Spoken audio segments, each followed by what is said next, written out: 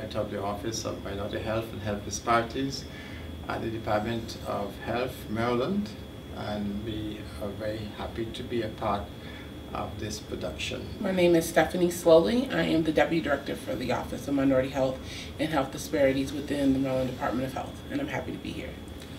I'm David Mann, and I'm the Epidimiologist for the office, and that's a fancy word that says I do all of the evaluation of the data, try to understand kind of the mathematics of the minority health and health disparities landscape. And hi, I'm Kim Hiner. I am Program Administrator within the Office of Minority Health and Health Disparities here at the Maryland Department of Health. The office has a multi-part mission. And when we look at the mission, there are 5 aspects to our mission. One is that we leverage resources of the department. We also want to provide some guidance to the department relative to policy decisions, and also strategic initiative influencing the strategic direction of the department. Plus, we want to engage in what we call health equity consultation, as well as in terms of external communication. So that's the 5-part mission that we have, and our vision is to really ensure that health across all population groups in Maryland is equal, and that people are enjoying their daily life and enjoying wellness in Maryland. A number of strategies are used to implement our mission, and these could be ranging from outreach to community-based organizations and faith-based organizations, as well as to what we call the local health departments. There are 24 counties in Maryland, which means that there are 24 health departments, and there are countless, as you can imagine, countless faith-based organizations and community-based organizations. So we reach out to them. We also reach out within our own department across the various levels of administration. We have the Developmental Disability Administration, we have the Behavioral Health Administration, the Public Health Services Administration, and these are different facets of our department, but they all come together in that we are interested in the life and health of the different populations groups. So the outreach strategies and we have in-reach strategies, which together form a sort of cluster of strategies that help us to achieve health disparity reduction, they call it elimination, as well as health equity. So in essence, we are a group, collective group, that not only responds to the needs of the community, but also responds to the needs of the department. So from the perspective of how we approach understanding minority health and health disparities, it comes from the way we look at the data. And we can think about 4 layers in which we can use data to kind of understand the flow from health to disease within any population, and we can track the disparities on all of those 4 levels. So the endpoint level is essentially things like death rates and hospitalization rates and the kind of pain, suffering, and disability that people experience from having different diseases and other bad health outcomes. And those things flow from how many people have a health condition and what happens to people once they have the condition. So that has to do with who gets disease and how well do they get taken care of. We can track disparities in whether minorities have more of the disease than non-minorities, and whether their health care is as good or not as good, or do they have the same level of access. What then determines who gets it and who gets access, and those are things like whether you can get preventive services on the front end, whether you get the treatment services on the back end, and that is determined by things like access to health insurance and other policy decisions. Then there's the health behaviors around, are people smoking, are people getting enough exercise, are they eating a healthy diet, do they have the resources to be able to do all those things. And so we get from those risk factors down to the really basic, what's going on in the community at the population level, education, income, employment, the environment, all those factors and how they flow in. So we can think of going from the social determinants at the bottom through the risk factors, through who doesn't have disease and do they get the treatment, to all the bad outcomes that happen when people don't get the right health care and have the healthy lives that they ought to have. So using that approach, we can identify different levels of gaps. So Just a few examples. Diabetes, in terms of how many people have diabetes that we know of, that's one example where we see disparities across many of our groups. The non-Hispanic black rate is 1.8 times as high as the non-Hispanic white rate. The Hispanic rate is 1.6 times as high, and the Asian rate's 1.2 times as high. So there's plenty of other examples. I won't go through a long exhaustive list. I do think there are some areas where we've had some significant success, and that's always worth mentioning, because in addition to the fact that we certainly have a lot more work to do, it's always nice to say we have been able to make some progress in certain areas. So in cancer, for example, between 2012 and comparing 2012 to 2016 to the period of 2000 to 2005, we lumped those together to make the data easier to work with. We found that the black cancer death rate fell by 22%, the white cancer death rate fell by 17.5%, the disparity fell by about 48%. So we almost cut the gap between blacks and whites in terms of the disparity in cancer deaths by about half in that roughly 10-year period of time. And for heart disease, we've had a similar about 50% reduction. And then for HIV, we've had a 61% reduction in the gap there. So there have been areas where we've had success. Most of those have tended to be in closing the gap on death rates. The gaps tend to remain pretty large for infant mortality and a lot of the pregnancy outcomes. And an area we're looking at a lot now is utilization rates. How many times are people going to the emergency room, getting hospitalized, and things like that, which in some ways indicate how successful disease management is, and those gaps tend to remain pretty large. They're often 3 to 4 times higher on different indicators we look at for our black population compared to our white population, for example. So certainly areas to work on, but it is nice to know we've been able to achieve some successes. So, and the relationship to social determinants of health is quite interesting, is if we look at different parts of the state where average incomes are higher and lower kind of at a county level, we can actually see that the black population living in these more affluent jurisdictions where they themselves are more affluent often have better health outcomes than white populations living in poorer parts of the state. So it is having the good social determinants of health that really drives whether your health outcomes are good or bad. So when we are looking or discussing about like how to identify where those vulnerable populations and resources are needed to achieve their optimum health, I think what Dr. Mann spoke towards is we start with the data. And Dr. Brathwaite kind of gave you the landscape of how we work both internally and externally. And so we work alongside our partners within the health department, within the various administrations, to say what does their particular data look like. When they're addressing, for example, diabetes, they're looking at the entire population for the state of Maryland. They may not necessarily be looking at the health disparities between black and white or Latino or other populations that are marginalized, whether they're LGBTQ or living with a developmental disability. And so what we try to do is help them focus their energies towards those health disparities, knowing that if we address the most vulnerable and the most at-risk populations, then the ultimate level of health is really done. And so we do that through a lot of different things. I know that as policy influencers, which is a part of our mission, is that we look at all the legislation that comes through. So when legislators who are always in contact with our office and the department as a whole are looking at how can they introduce new legislation to really move the needle and move health disparities down and reduce or eliminate, as well as increase health equity, they do consult our office. So we probably review a great amount of bills around that, and we try to provide resources. So we do that in a number of ways. We have what's called a cultural competency primer. We've done that in collaboration with the University of Maryland.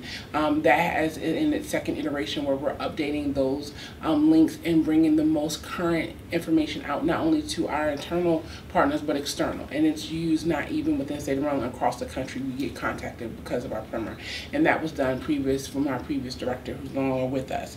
Dr. Mann produces chart books and infographics, and those are utilized to inform how programs can really move the needle forward. And I've been to presentations throughout the state where other local community-based organizations reference our chart books as how they really move that needle and really target it within population health, and that's within hospital systems, systems, colleges and universities, local community-based organizations that are looking for not only state but also federal funding to really talk about where their hotspot areas are. We also do in-house cultural competency training, where we believe that from an internal perspective that when you walk in the door, health equity is a partnership for everyone. Everyone has a piece of it, whether you are working as a program director or whether you're a janitor within the building. Everyone has to be speaking common language. So we do that from the beginning during our new hire orientation, where one of our staff persons, Karen Gutierrez, goes in and introduces them to what is health equity and how can you play that part. We also work with our boards and commissions. So this is, I think we have countless boards from physicians all the way down to chiropractic, and we have, through state legislation, have been really talking to them about how to infuse cultural competency in the services that they deliver. And so a part of them being able to even renew is having to have that training and having to have that education be put forth, and as well as dealing with our rural populations or our foreign-born doctors who are going out to those rural and high-risk populations. Working with our Office of Rural Health, we have implemented and instituted cultural competency training that they must do in order to work in those most needed populations. So not only are they learning what cultural competency is to be service providers, but also understanding what their communities look like so that they can be better addressing that. So I think all of those things working together really serve as a way to kind of inform everyone that we all have a piece of the puzzle. Yes, we may be the leaders and we may be the experts, but everyone has a piece of this pie, and we think that's important. Some key initiatives that I think that I would like to highlight that we're doing, especially around the rates of diabetes, is the DPP, which is the Diabetes Prevention Program. As you may or may not know, it's a national program provided through CDC, and the state of Maryland has been really champions of this, where they've deployed this program throughout the state. We have within our office the Minority Outreach and Technical Assistance Program, and that is a program where we fund local community-based organizations. So if you look at the structural level of government, right, where the state, and then most times the state funds the local health departments. What we have decided to do is to bypass the local health departments in this particular initiative and really fund those community-based organizations.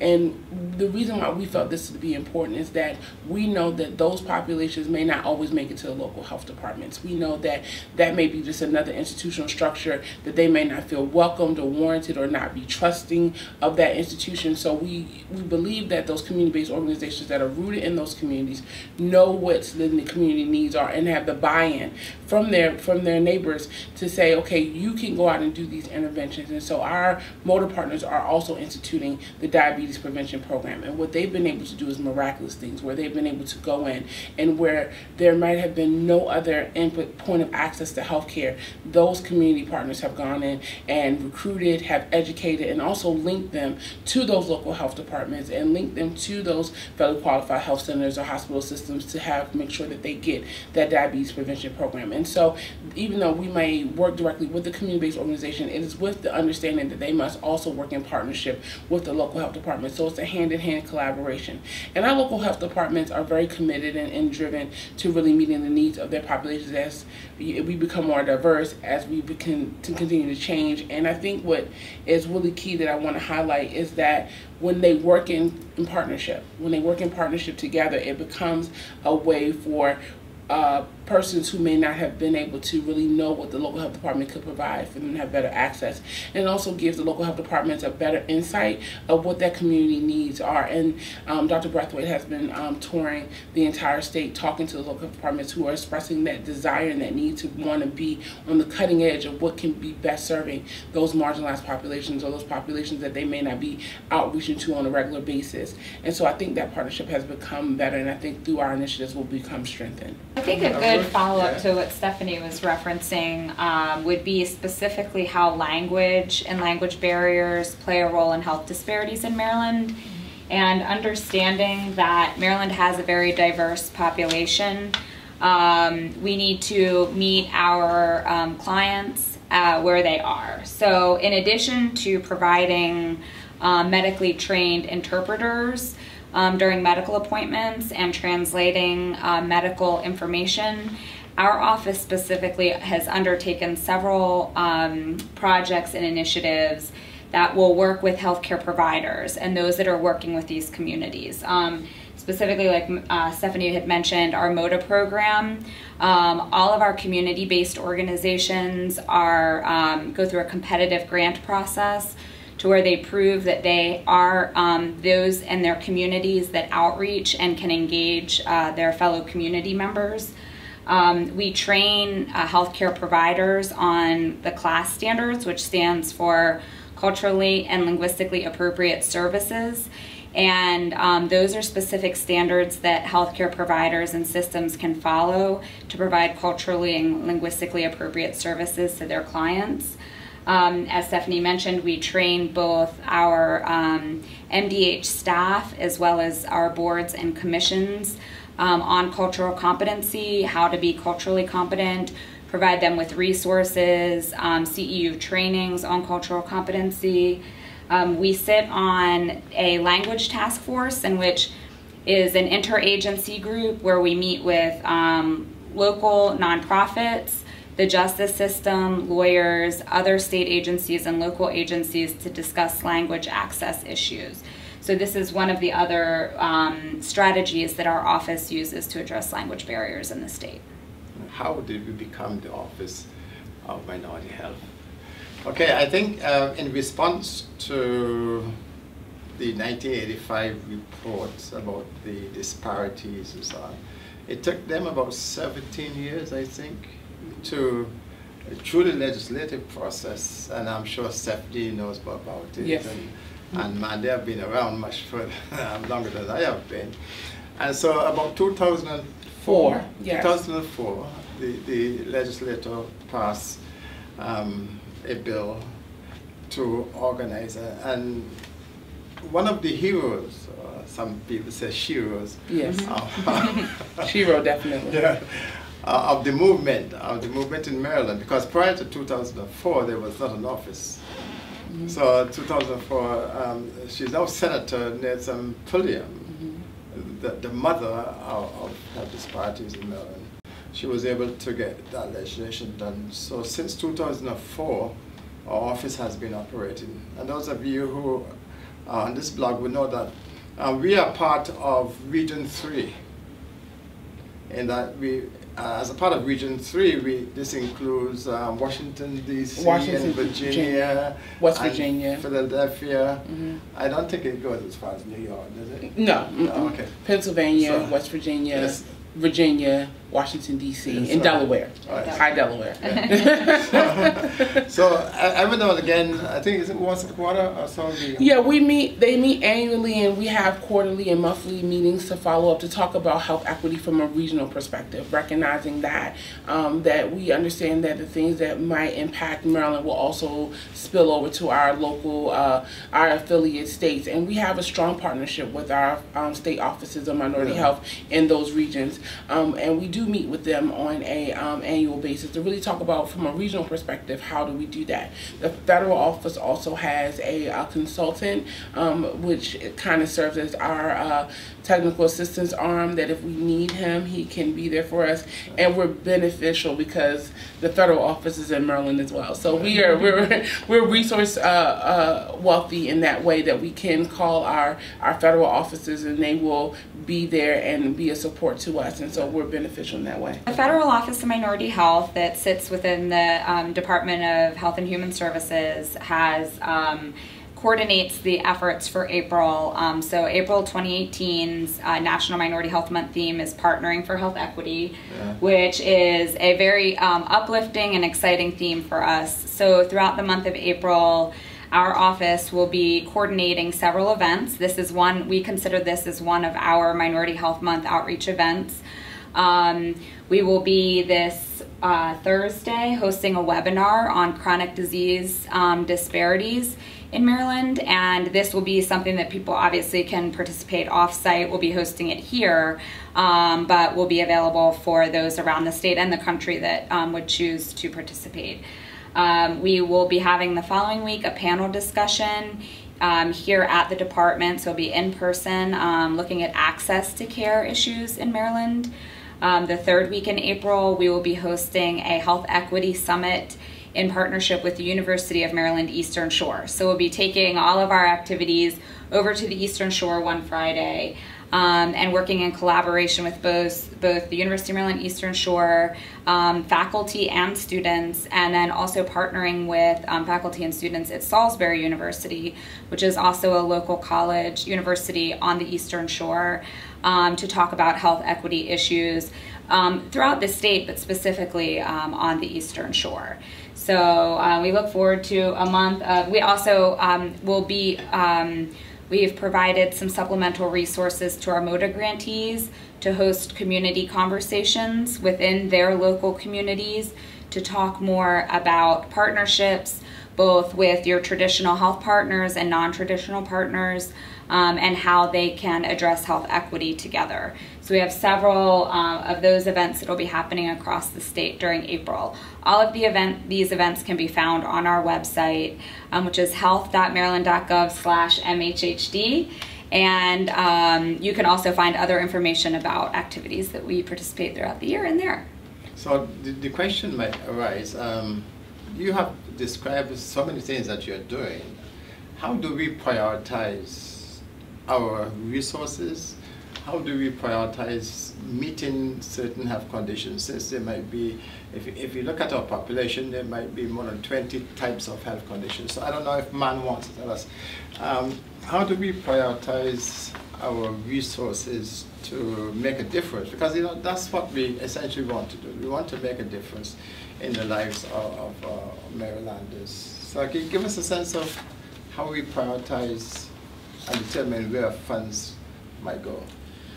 So with respect to the monies that we have direct control over in the MOTA program, the counties that are eligible for the MOTA program have to be counties that have a sufficiently large minority population. So there's a threshold. I forget exactly what the precise threshold number is. 20,000. So there's a level there, and so you have to have enough of a minority population for us to work there. We actually often allow the local communities to do some of their own prioritizing, because we feel like they kind of know better what's really going on in their own area. So one example of a program that we had running from about 2013 to 2016 is the state had actually passed legislation making funding available for what we called health enterprise zones. And basically that provided a variety of different kinds of resources to, and we ended up selecting in a competitive process about 5 different areas across the state that had this, and they each submitted their own proposal where they picked their own priorities and their own strategies to address it. And a lot of that was focused around working on the high utilization rates of ED visits and hospitalizations that are very different between minorities and non-minorities. But also they did things like, one of them set up a transportation line that would connect the hospital to residential areas, to shopping areas where people get groceries, and because they recognized in that rural area that transportation was a big issue. So for them, that was a priority. Another one prioritized doing a mental health crisis intervention that could divert people who might end up in jail having a mental health crisis, or even in an emergency room, and get them to mental health services that weren't either the emergency room or jail. And so kind of keeping them where the appropriate services were, and not in these other parts of the system that really don't know how to handle them as well necessarily. So I think that kind of local focus and allowing the local folks to really kind of design what their needs are, I think really allows us to get the resources and the programming up to be a better match for the local community needs. Another thing is that we know that data drives a lot of decisions that managers make, that policy makers make. And we have some key areas in our state where you might have a cluster of chronic diseases. So we look at that and say, well, where are the chronic diseases most occurring?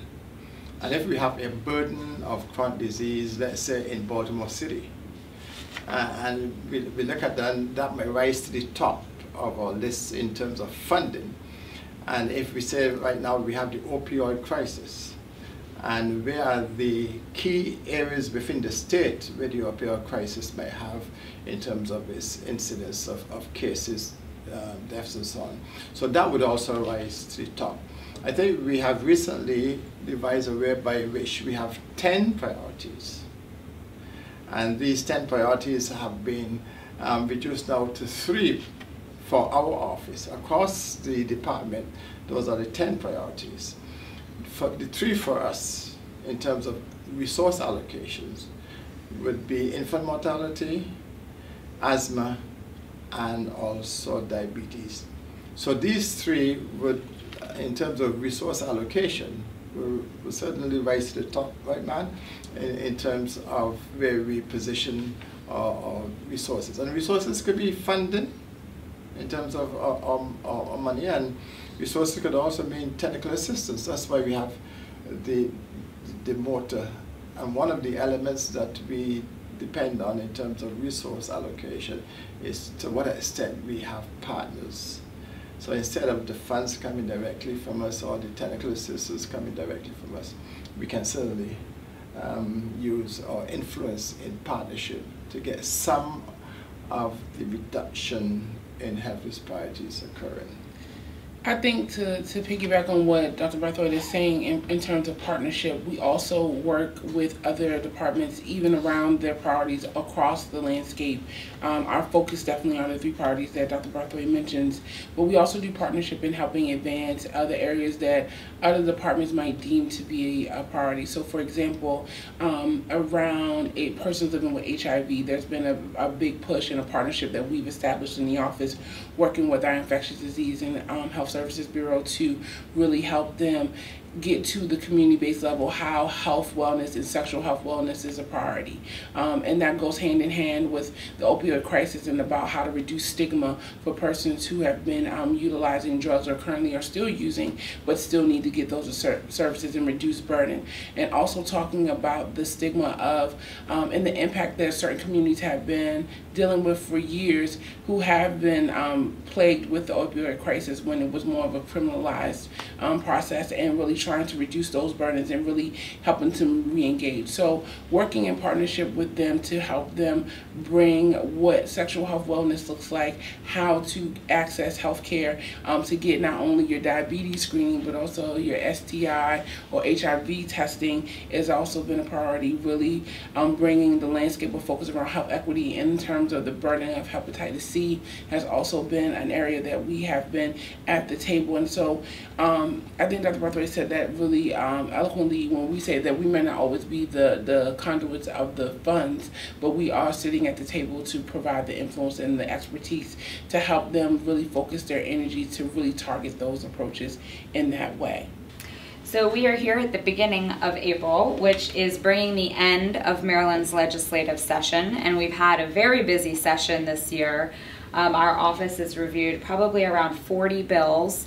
And the bills that we review are all legislation that would impact minority communities, health disparities, and other related topics.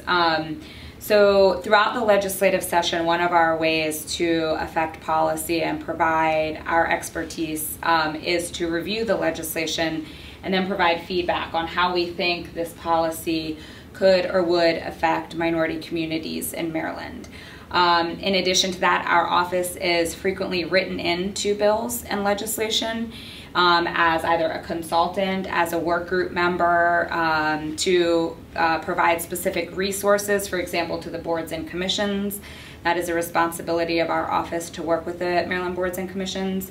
So we also work with those bills to make sure that our office is appropriately placed and our expertise is most appropriately used. So some of the bills that have passed that our office works with is last year a Health and All Policies work group bill was passed. Our office sits on that work group and also co-chairs the work group.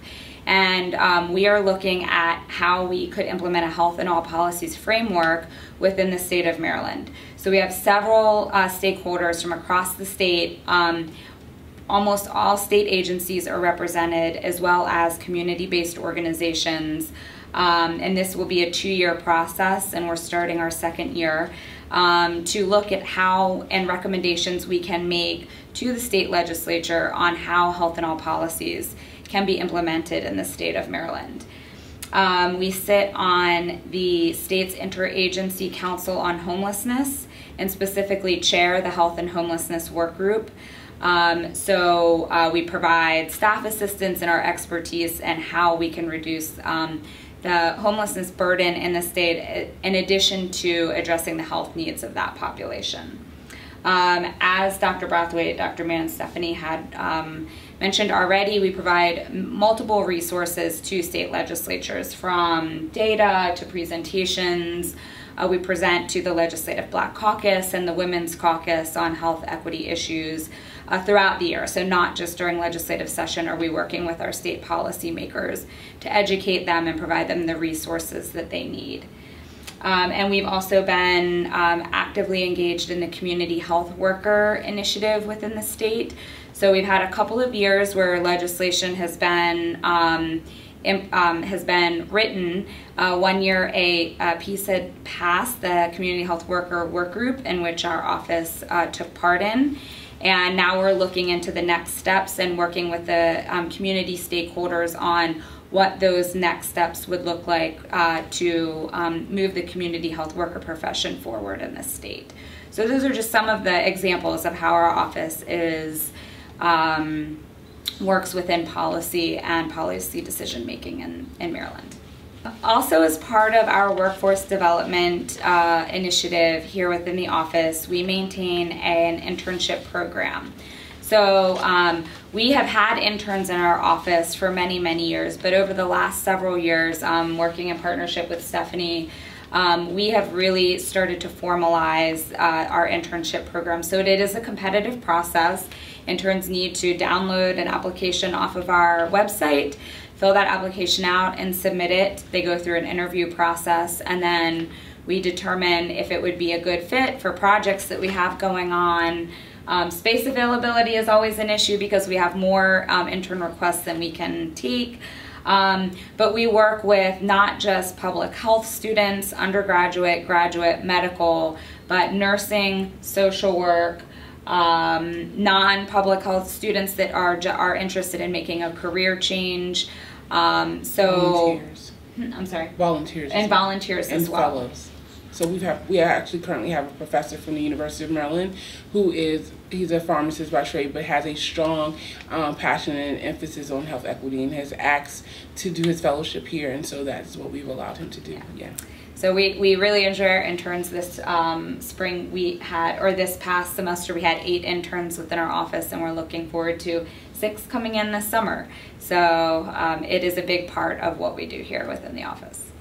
The future is, we're in the process, I think, organizationally at the whole health department level of trying to redesign kind of how our data systems work interoperatively. So I think we're going to have more opportunities to be able to use our data to get more sophisticated answers to the important questions that go into understanding the problem and then crafting the most appropriate solution. So I think we've got some data organizational changes underway that'll help us out with that.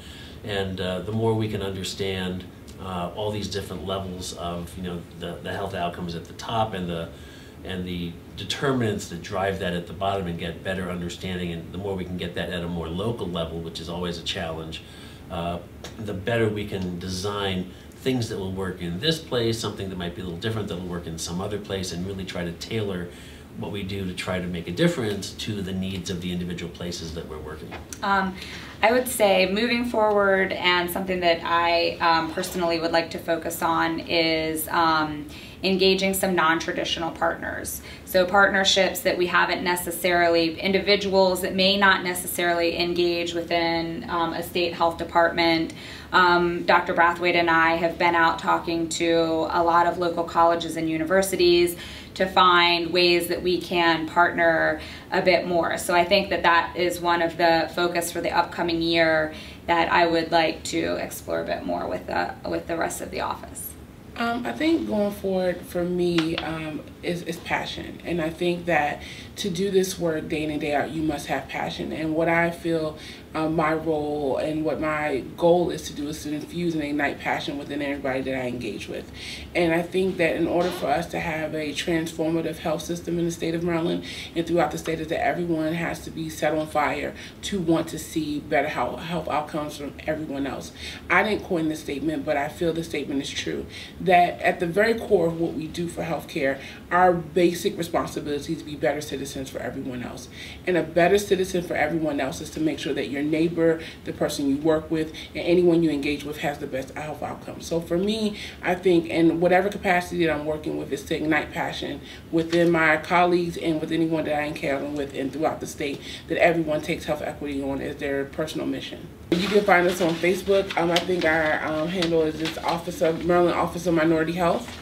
If you type that in, we are there. Also, we post pretty frequently. We update you on what's not only going on within the state of Maryland, but anything from our national office. We like to highlight that in special events, so we are on there. If you want, we also work with our communications office, and they have a Twitter handle, which is the Maryland Department of Health. So you can also follow us, follow what's going on in the state of Maryland as a whole on there. And so those are the two platforms that we currently use.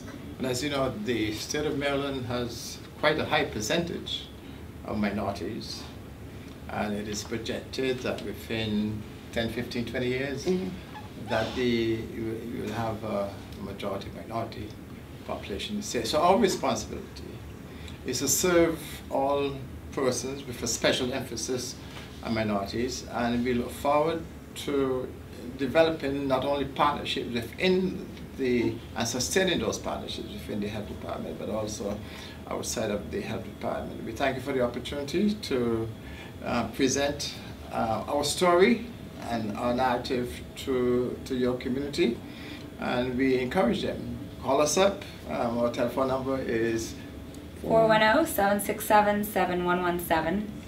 Okay, so from me and Stephanie and David Mann and Kim, we say that it was a pleasure of ours to tell our story. The Office of Minority Health is here to serve the people of Maryland and to interact with other offices of minority health across the country. We have a bright future, and we look forward to eliminating disparities and improving health equity.